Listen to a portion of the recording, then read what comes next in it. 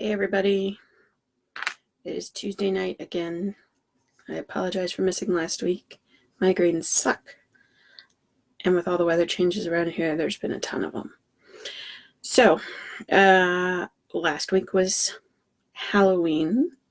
Samhain for most people, unless you're going by the astrological date, which is, I think, still tomorrow. We still are going to light candles for people. People who have passed on. That's still part of our goal for this week. Over the weekend, we went and looked at family grave sites, which was interesting because I had never actually been to many of them on my husband's side of the family, which that's the folks who live around here, so that's who we were going to look for. We also ran into a bunch of graves that we couldn't actually find. So, interesting. It's definitely different for me being in a big city graveyard rather than being in the little graveyards, little small town graveyards that I kind of grew up experiencing and dealing with.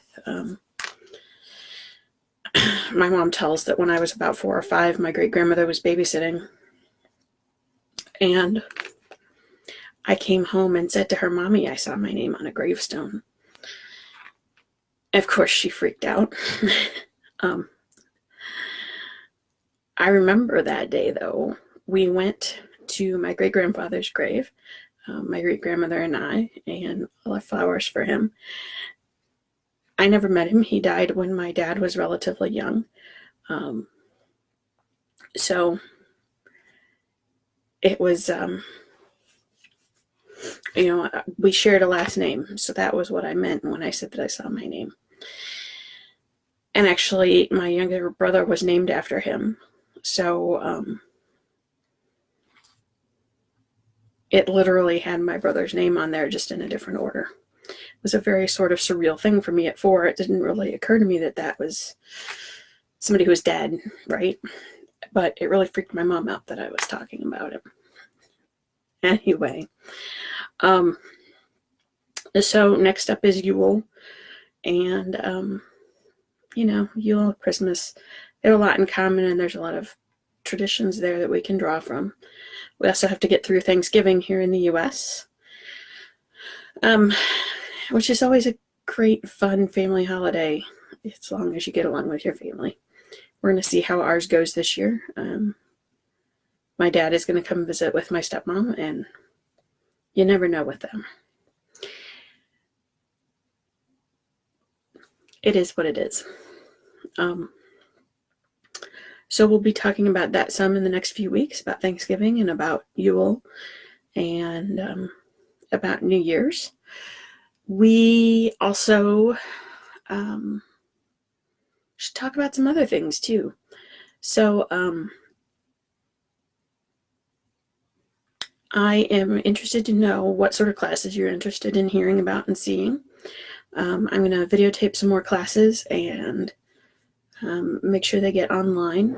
For those of you who don't know, I have a class called Magical Night's Sleep, and that's available on conjureuniversity.com. Let me see if I can pull that up.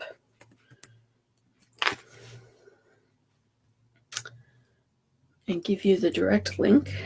I'm going to put the link over here in the comments. At the moment, that's the only place that it's available, but going forward, I'm going to work on getting a bunch of classes available on my own site, and that'll be a lot of fun, and we'll have a blast with that. One of the other classes that is out there and available is Pagan Playgroups 101 and 102. I did a whole series on that in September and October.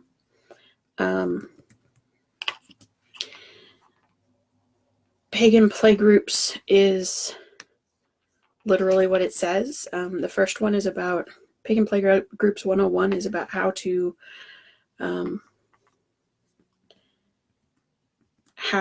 set up your own pagan group.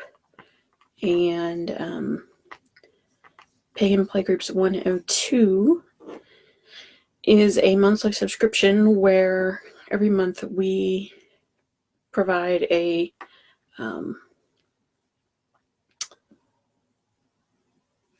theme and some events and activities, crafts, and other like ways to learn about that theme and whatnot.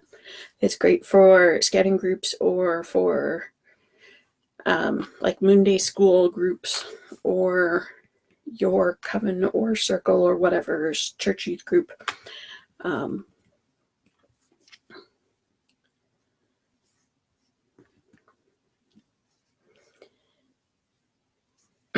And I have to show you Pagan Play Groups 101, the link, so that you understand what that is before I can show you 102, because the sales page for 102 is sort of weak and just a follow-up right now. But it's meant to be an every month thing, and if you're part of Pagan Play Groups 102, you'll be part of a Facebook group, and we'll talk every month about the theme and the activities you can do with that theme, and any troubleshooting you need to do for your group, how it operates, where it operates, or any of those things we can do.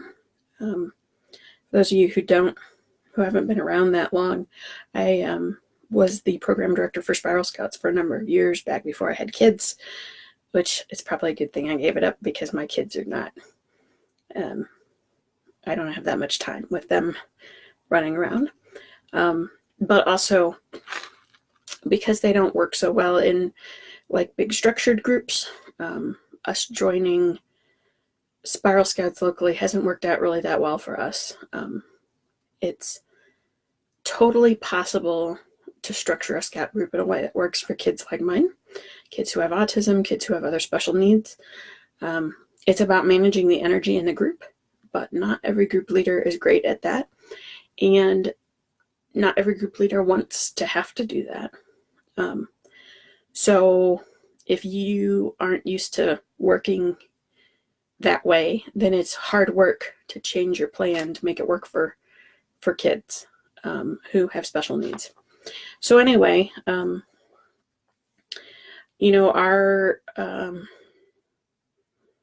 little family-based coven here, our little family-based circle, Spiral Moon, has its own group. And I should have planned these links out sooner, but you know how it is. You realize as you're going what things you want to talk about.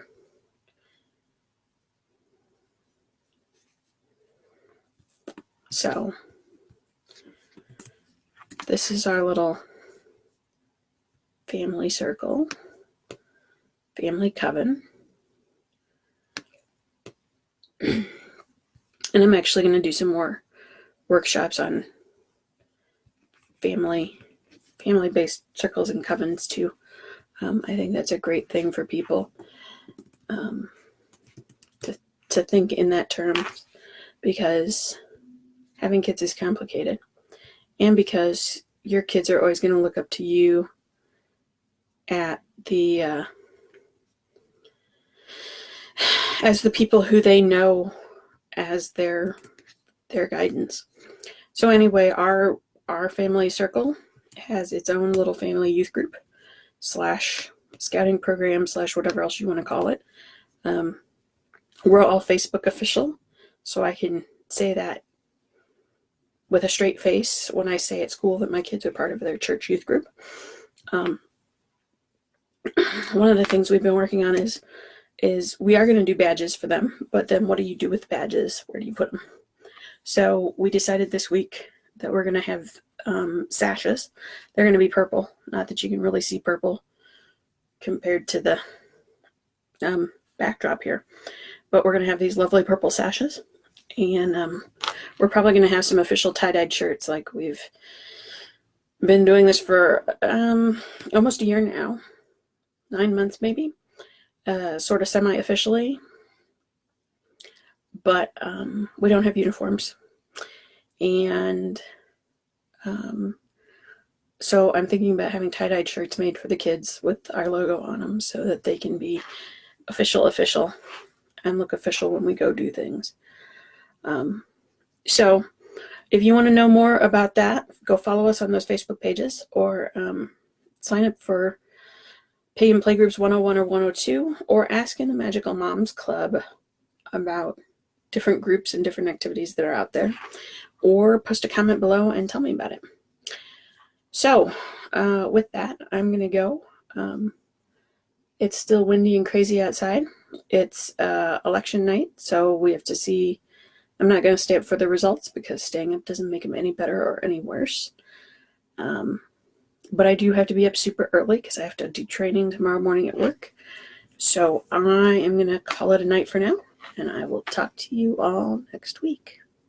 Have a great one.